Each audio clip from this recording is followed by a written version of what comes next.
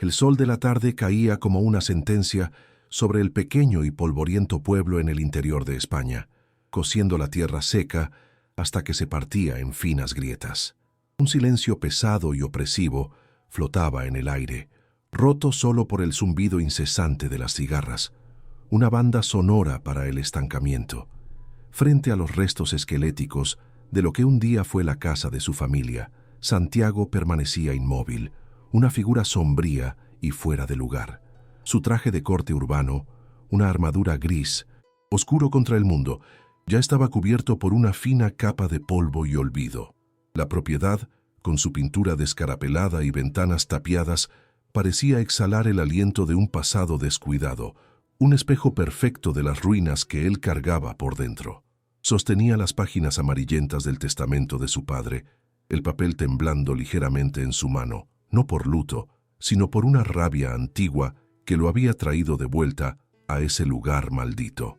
La voz del abogado, tan árida como el paisaje, continuaba recitando los términos legales, pero la atención de Santiago quedó atrapada en una única e increíble cláusula. Sus ojos recorrieron la caligrafía anticuada y las palabras se clavaron en su mente. Para tomar posesión integral de la herencia, mi hijo deberá asumir la tutela legal e irrestricta de la menor, Sofía, que vive bajo mi protección. Una oleada de furia helada superó su amargura. Era una trampa, el último acto de control de un padre con quien nunca se reconcilió. Su mirada se levantó del documento, atraída por un sutil movimiento en el porche en descomposición.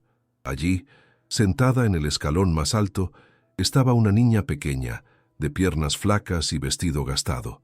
Abrazaba una muñeca de trapo con ojos de botón, y sus propios ojos, oscuros y profundos, estaban fijos en él con una intensidad silenciosa y desconcertante.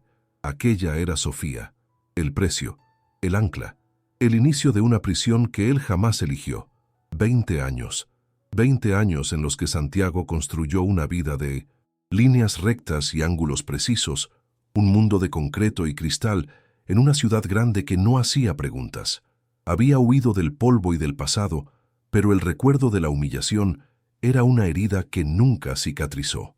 Recordaba el amor febril y prohibido, los encuentros secretos en el olivar y la forma en que todo se derrumbó. Don Ricardo, ya en aquella época, un hombre de orgullo venenoso, convirtió su amor juvenil en un escándalo público, y su padre, un hombre duro como la tierra seca de la región, pronunció la sentencia no con rabia, sino con un desprecio helado que dolió más que cualquier golpe. La expulsión no fue solo de casa, sino de su propia identidad. Se convenció de que el amor era una trampa y la vulnerabilidad una enfermedad. Ahora, de vuelta en el epicentro de su dolor, el deseo de Santiago era simple y visceral: vender cada palmo de aquella tierra maldita, convertir los recuerdos en dinero y partir para nunca más volver. Cada rincón de la casa en ruinas susurraba un fantasma de su juventud. Cada tabla crujiente parecía burlarse de su fracaso. La herencia no era una bendición, sino el último grillete que lo ataba a un hombre al que solo podía odiar. Veía la tarea de cuidar de una niña desconocida como la más cruel de las ironías, un castigo póstumo, una carga diseñada para impedirle alcanzar lo único que anhelaba, la libertad total de su propio pasado. Necesitaba cortar esa última raíz, aunque para ello tuviera que arrancarse a sí mismo del suelo. Al cruzar el umbral de la puerta por primera vez en 2 décadas, un olor a moho, polvo y tiempo estancado lo envolvió. En la penumbra de la sala principal, una figura se levantó de un viejo sillón de mimbre. Era Elena, la antigua ama de llaves, ahora una mujer encorvada por la edad, pero con los mismos ojos penetrantes que parecían ver a través de sus defensas. «La casa te extrañó, él también», dijo ella, su voz ronca rompiendo el silencio fúnebre. Sus palabras, en lugar de consuelo, sonaron como una acusación. Elena era una reliquia viva de aquel pasado, la guardiana de los secretos que Santiago quería mantener enterrados. Ella no lo veía como el arquitecto exitoso, sino como el niño herido que huyó, y su presencia era un recordatorio constante de que, allí, él nunca podría escapar de quién era. La niña, Sofía, Se movía por la casa como un pequeño fantasma. No lloraba, no hablaba, no pedía nada. Su mundo era un silencio profundo, y su única forma de comunicación eran los trozos de carbón con los que dibujaba en hojas de papel amarillento. Santiago la observaba de lejos, con una distancia clínica. Vio uno de sus dibujos, un pájaro con un ala rota, caído en el suelo, mientras otros volaban hacia el sol. La metáfora era obvia, pero no lo conmovió. Para él ella no era una niña por descifrar, sino una condición, una variable compleja en el contrato de herencia.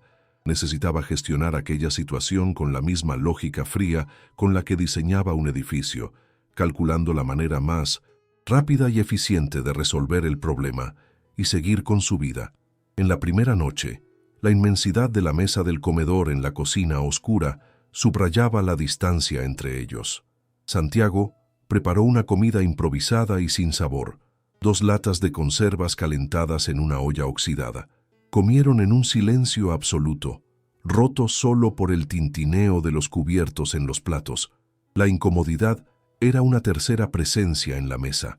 Para Santiago, aquel silencio no era pacífico, sino acusador.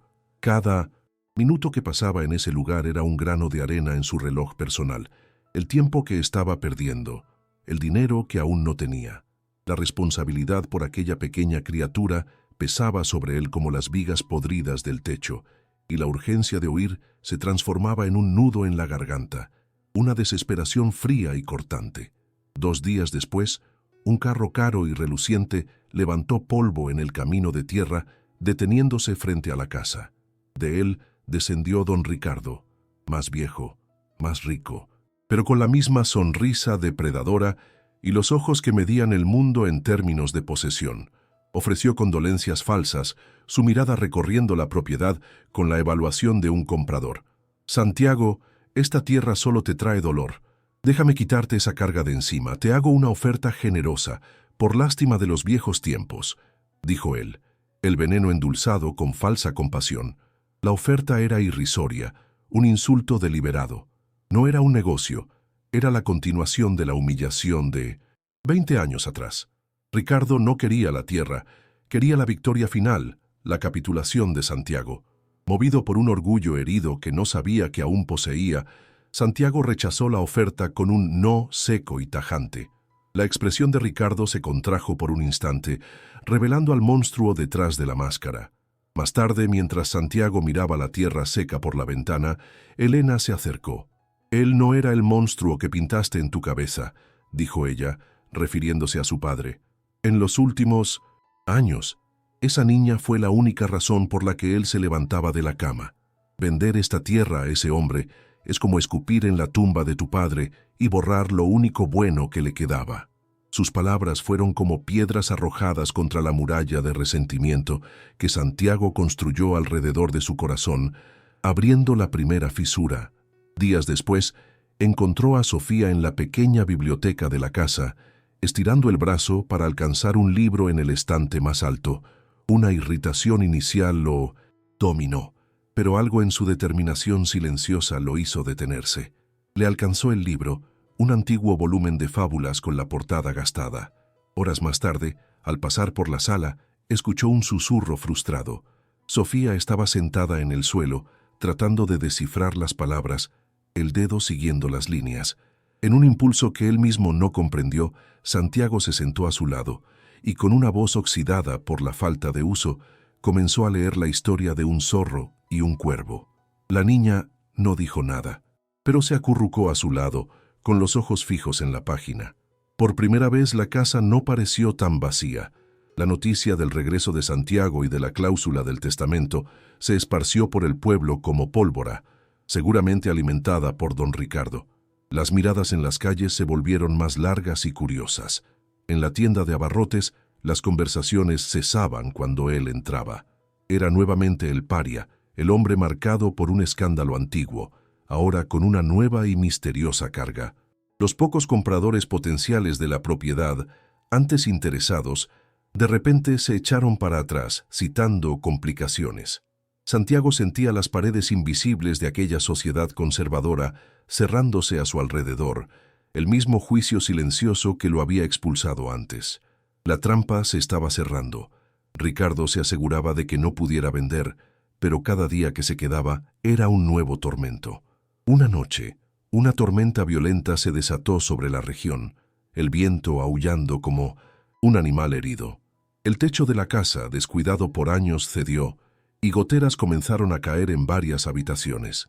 Despertado por el ruido, Santiago encontró a Sofía sentada en su cama, empapada por el agua que caía del techo.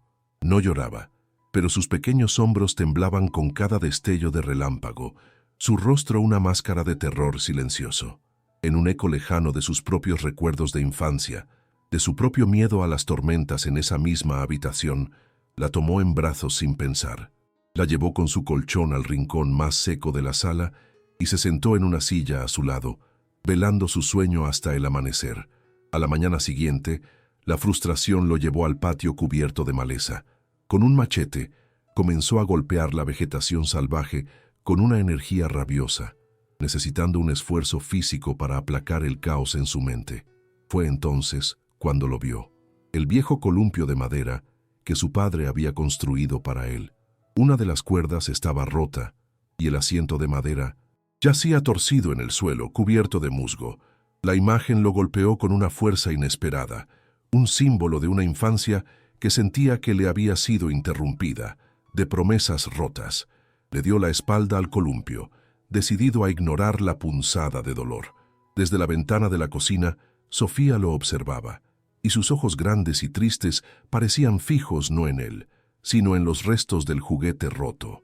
En los días que siguieron, Santiago, el arquitecto, comenzó a canalizar su rabia en la reconstrucción de la casa. Era un trabajo metódico, desprovisto de emoción. Arregló el techo con tejas nuevas, cambió los vidrios rotos, lijó y barnizó una puerta atascada. Era una forma de imponer orden al caos, de luchar contra la decadencia. Sofía se convirtió en su sombra silenciosa. Lo seguía, observando cada movimiento, y a veces, tímidamente, le entregaba un clavo o un martillo. Para llenar el silencio incómodo, comenzó a narrar sus acciones en voz alta, como si estuviera dictando notas para un proyecto. Que esta viga está podrida. Si no la cambiamos, todo el porche podría derrumbarse. Sin darse cuenta, le estaba enseñando. Estaba reconstruyendo un hogar. La tregua, sin embargo, fue corta. Don Ricardo, impaciente, cambió de táctica. Una carta oficial llegó, traída por un mensajero del pueblo. Era una notificación de un abogado, cuestionando formalmente la capacidad de Santiago para ser el tutor legal de una menor. El documento citaba su larga e inexplicada ausencia, su falta de lazos con la comunidad y la condición precaria de la vivienda.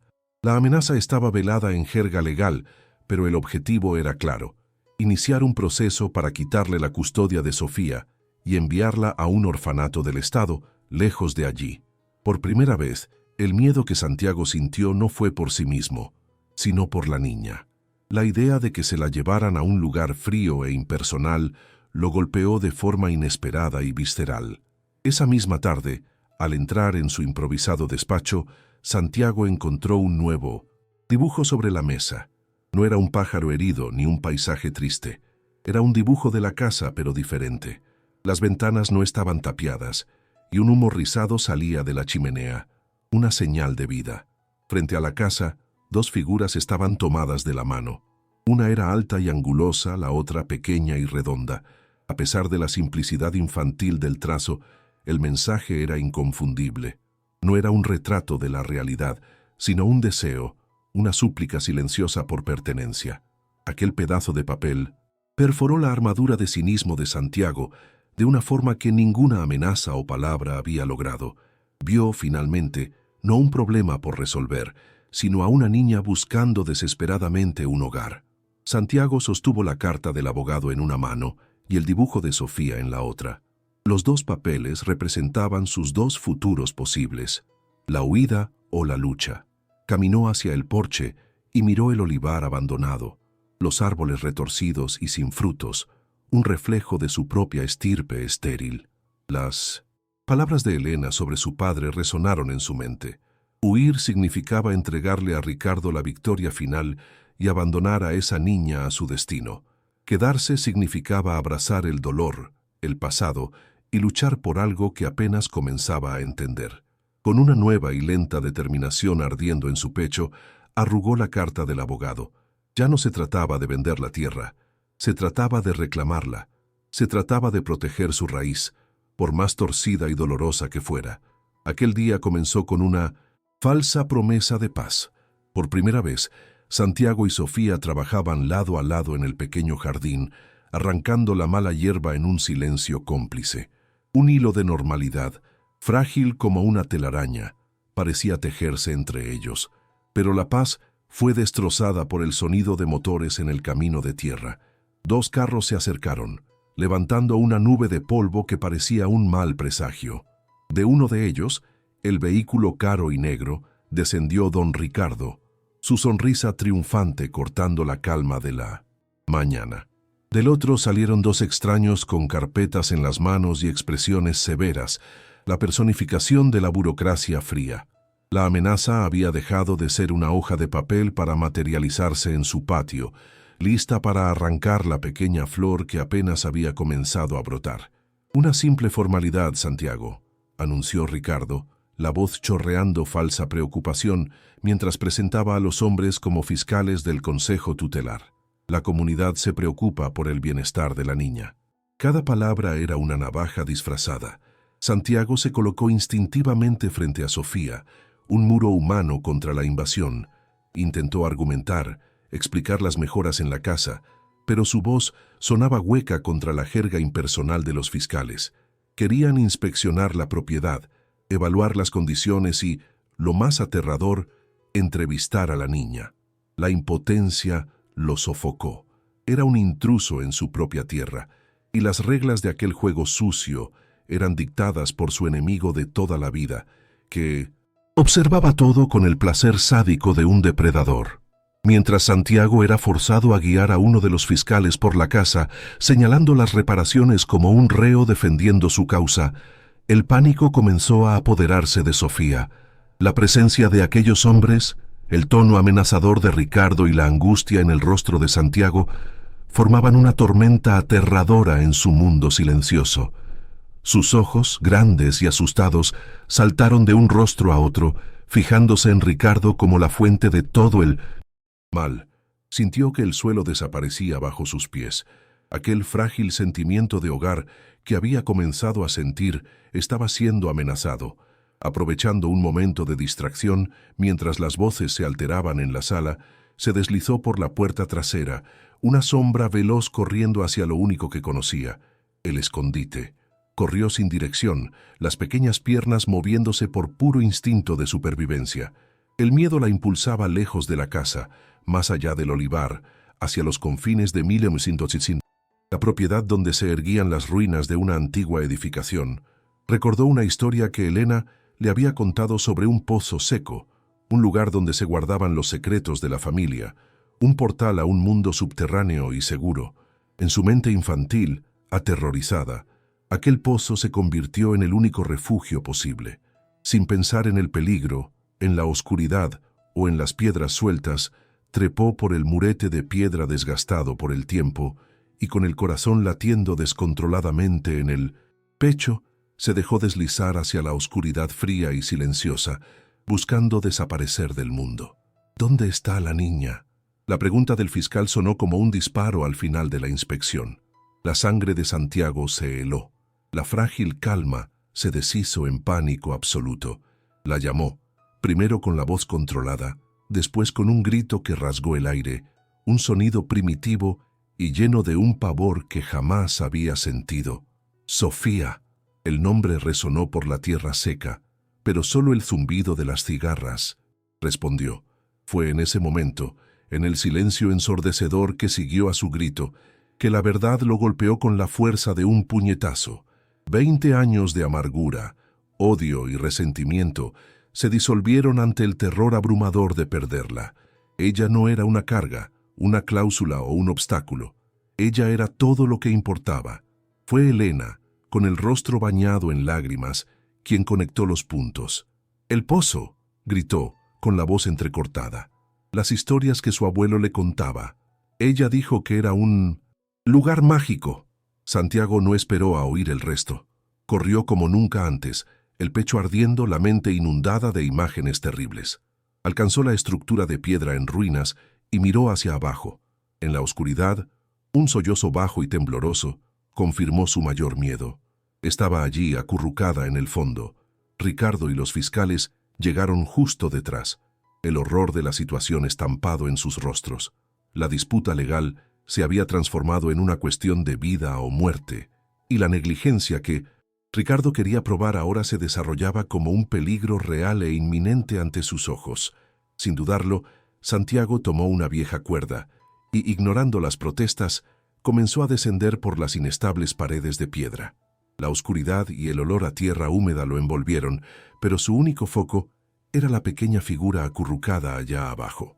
Al alcanzarla, la envolvió en sus brazos, sintiendo el pequeño cuerpo temblar incontrolablemente. «Estoy aquí. Nunca voy a dejarte», le susurró, con la voz entrecortada. «Eres mía, Sofía, mía». Al emerger de vuelta a la luz, sosteniéndola firmemente contra su pecho, encaró a Ricardo con ojos que ardían de furia y amor protector. «Esta niña», declaró para que todos lo oyeran, la voz resonando con una convicción inquebrantable, «es mi hija, se queda conmigo. Nadie nunca más me la va a quitar».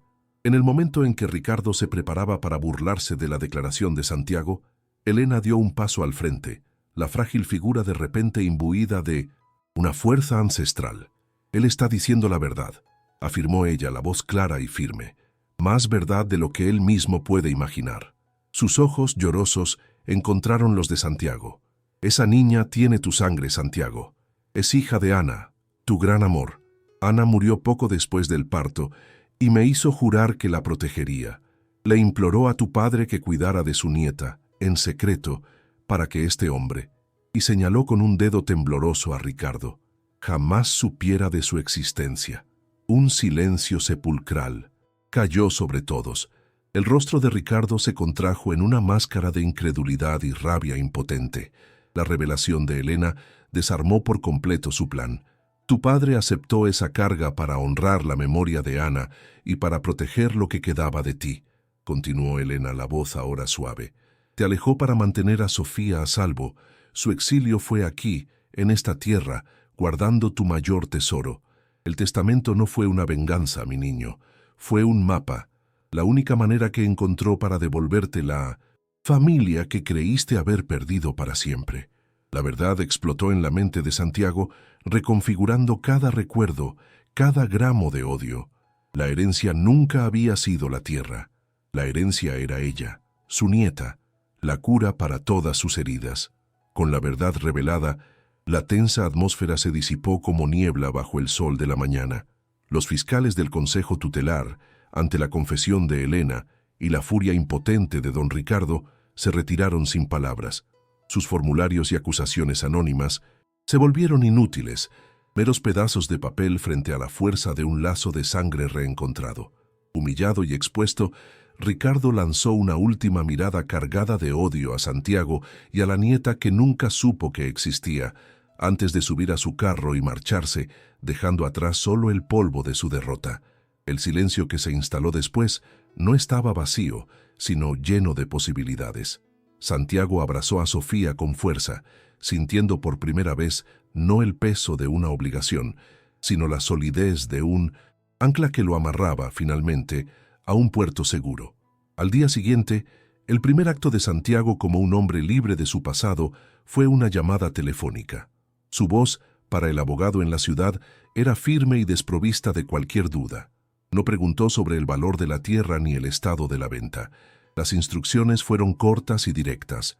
Todos los procesos para la enajenación de la propiedad debían ser cancelados de inmediato. En su lugar, debían iniciar los trámites legales para oficializar su custodia permanente de Sofía, su nieta. Fue una renuncia a la huida y un abrazo a su destino. Más tarde, caminó hasta el pueblo, pero esta vez no era el paria amargado. Con la pequeña mano de Sofía sosteniendo la suya, caminó con la cabeza en alto, enfrentando las miradas curiosas no con vergüenza, sino con el orgullo silencioso de un hombre que había encontrado su lugar en el mundo. Esa noche, bajo un cielo estrellado, Santiago hizo algo que había jurado nunca hacer. Fue al pequeño cementerio y se detuvo frente a la sencilla lápida de su padre. El viento soplaba suavemente, trayendo el olor a tierra y romero. Ya no había rabia en su corazón, solo una comprensión profunda y melancólica. Vio al viejo no como el verdugo de su felicidad, sino como un guardián silencioso, un hombre que a su manera torcida y orgullosa sacrificó su propia relación con su hijo para proteger el legado de su amor. «Entiendo, papá», le susurró a la lápida. «Finalmente entiendo. Y te perdono». En ese acto de perdón, no solo estaba liberando el fantasma de su padre, sino también a sí mismo, permitiendo que la herida de 20 años finalmente comenzara a cicatrizar. Las semanas siguientes fueron de una transformación visible. La casa, antes un mausoleo de recuerdos tristes, comenzó a respirar vida nueva, con el olor a pintura fresca y el sonido de martillazos. Pero el proyecto más importante de Santiago no involucró paredes ni techos. Pasó una tarde entera en el patio, recuperando la madera del viejo columpio.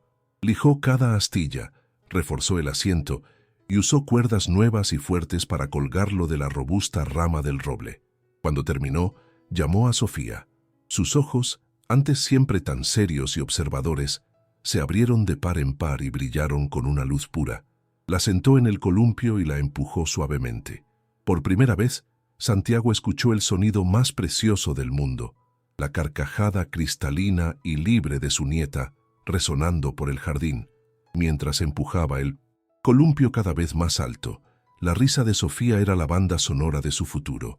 La miraba a ella, a la casa vibrante al fondo y al olivar que pronto volvería a dar frutos, y comprendía la verdadera naturaleza de su herencia. No eran las hectáreas de tierra seca, ni la cuenta bancaria. La verdadera herencia era la oportunidad de reparar, de amar y de construir algo nuevo a partir de los escombros. El dolor del pasado no había sido borrado, sino transformado en cimiento. El ciclo de amargura se había roto, dando lugar a un ciclo de cuidado. Allí, bajo el sol dorado de España, con el viento en sus rostros, Santiago se dio cuenta de que, al arreglar aquel simple juguete roto, en realidad había reconstruido una familia y restaurado su propia alma.